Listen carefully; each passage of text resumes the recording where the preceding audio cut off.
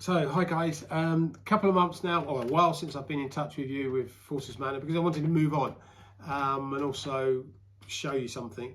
When you see the video, it won't look like I've done massives, but I actually have done, and hopefully we're going to be open this year. Well, we are going to be open this year.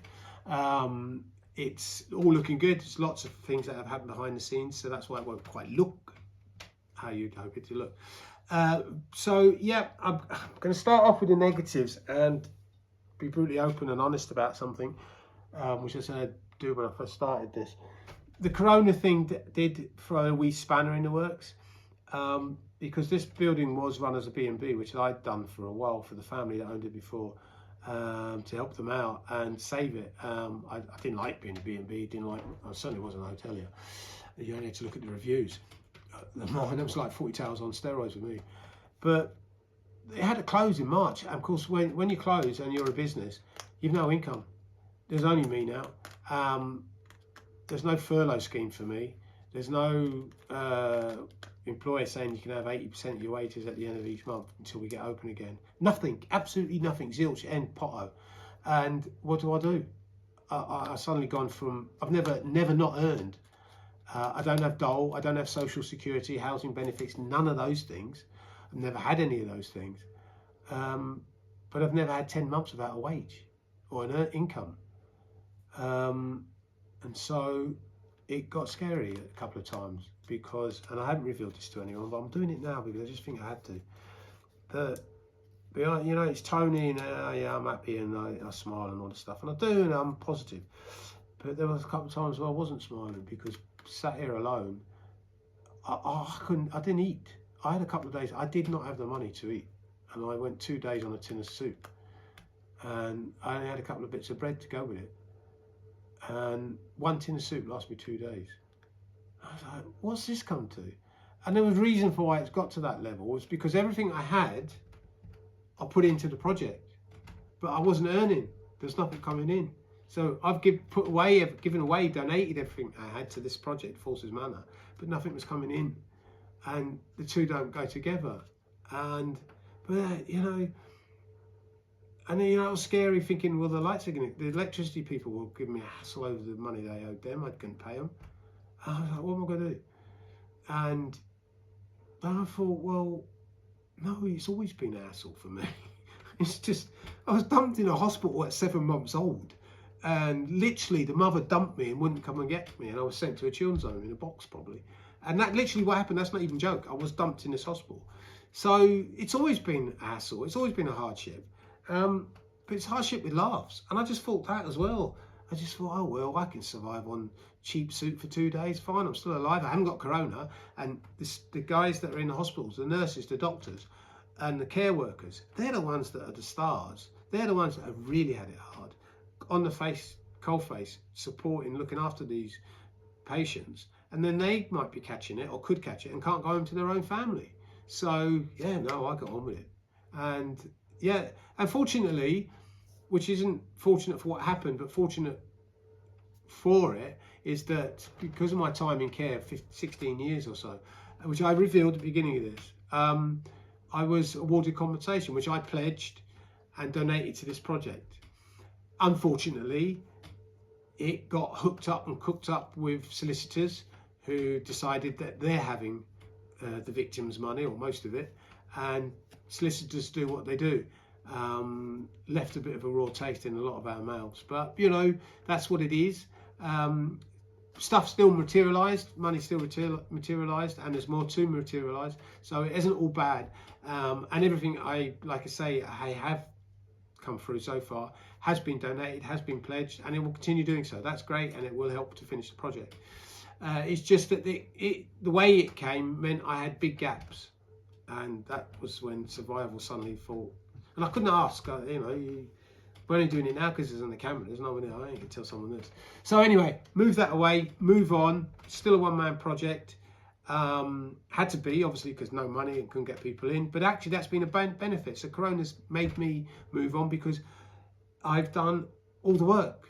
I've even done all the architecture. and drawings and submitted those to council for planning, and my planning permission was passed before Christmas. No issues with it. I showed an architect. He says your drawings are great.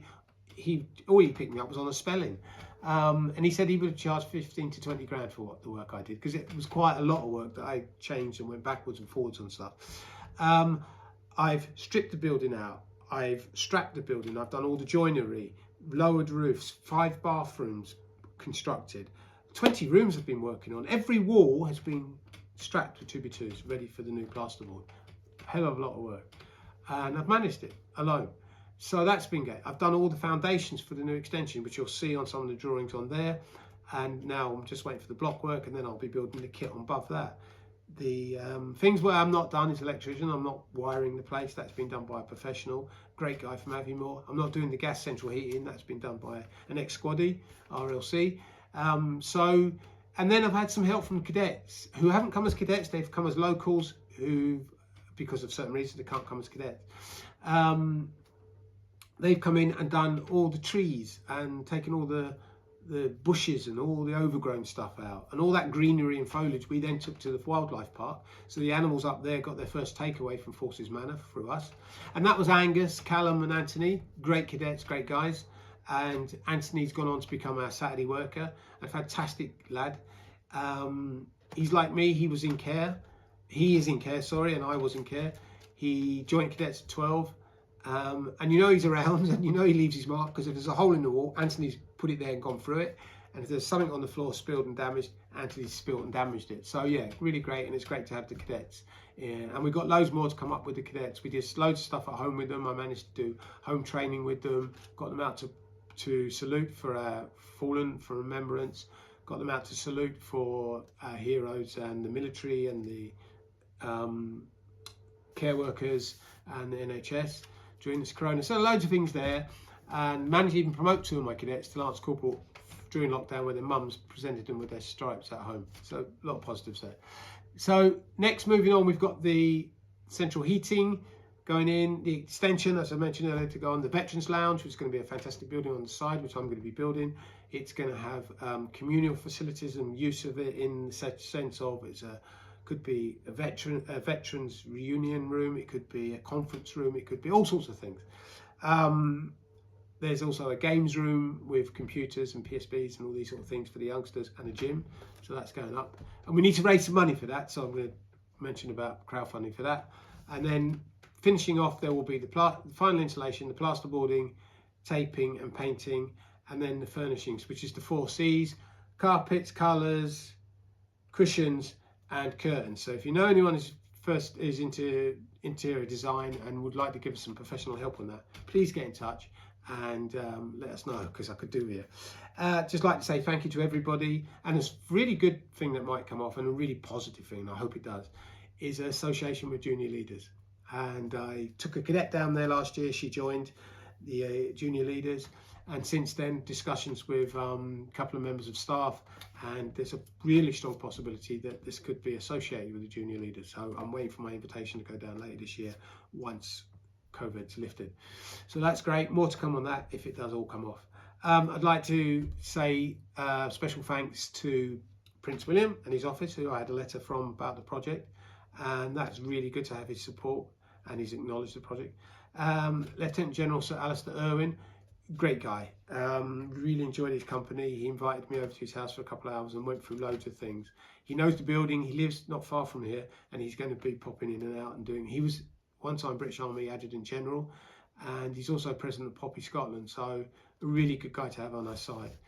Major General Stern, who introduced me to Major General Capps, who at the time was the GOC, and I went down to his office in Aldershot, met with him and his team. So I'd just like to say to you, General Capps, thank you so much for believing me, because at your meeting helped to empower me.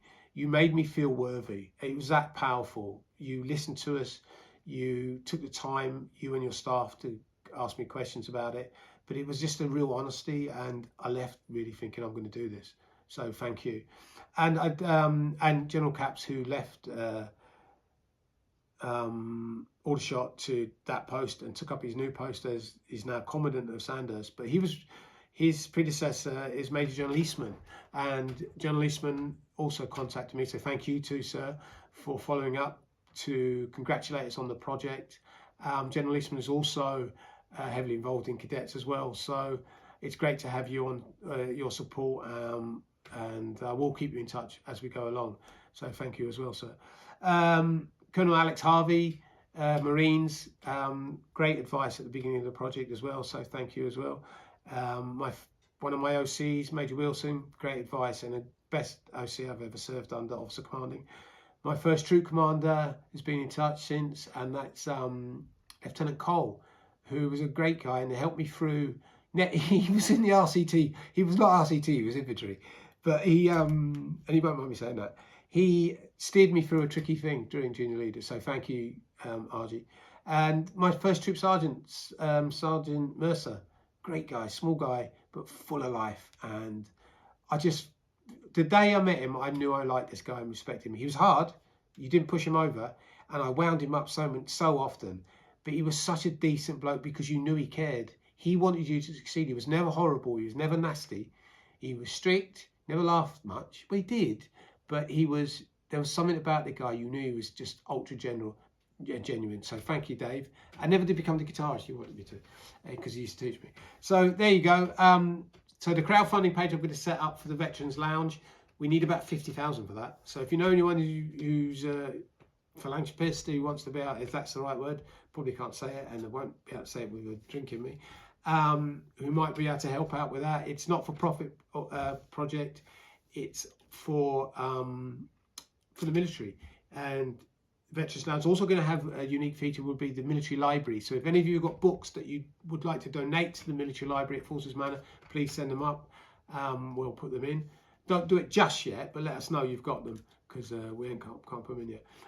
So if we can all support this project through the crowdfunding or through other means, we are other ways we can do it, but this will be a great one. It'll be a way for you to all take part of it as well. So I'll put that up very shortly. And then there's my book. I've written this book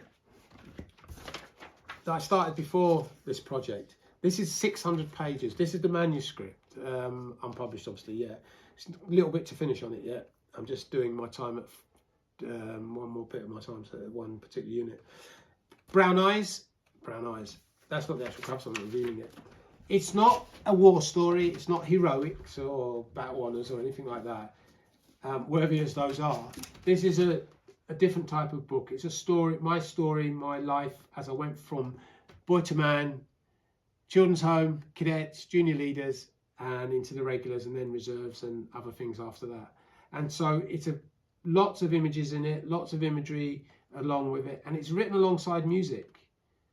And there's a song going to come out with the book, and there's a unique feature to do that within the book and your digitals. I suppose, though, the most important thing about the book is that everything I earn from this book, I'm going to be donating, and I'm pledging it to vulnerable children in care and vulnerable soldiers. And I really feel proud and privileged to be able to sit here and say I'm giving this 600-page book to the military, and I'm giving the Forces Manor, which will be an 18-bedroom building, to the military. I can't think of anything better to do. I don't need much in life. Cooking lager on a Friday night, bit of football on a Saturday afternoon, and in the laundry, and I'm done. That's life for me. I'm happy as Larry with that, and that's really how I've always been. If I can give away, then I'm happy. Very final word goes to my daughter Cara. Cara, you're just a dream. I just love you so much. You're a sweetheart. I know we all say, but you just wouldn't get a better daughter. She's just fantastic. 4 A's she got in her hires last year during the lockdown. That's 4 more than I got. I did get a high qualification in truancy, misbehaving, and general slackness at school. But there she was going to go off to university with her 4 hires. She's sitting in a restaurant and she gets scouted to be a model. She's now signed up to be an international model. I said to her, Cara, remember, you need to tell your model people where she's got her looks and her intelligence and fun from. And she's, where? Dad. Eyebrows went up. So, cheers, guys. Hope I haven't waffled off too much. There's something for you. And any questions, get in touch. Cheers.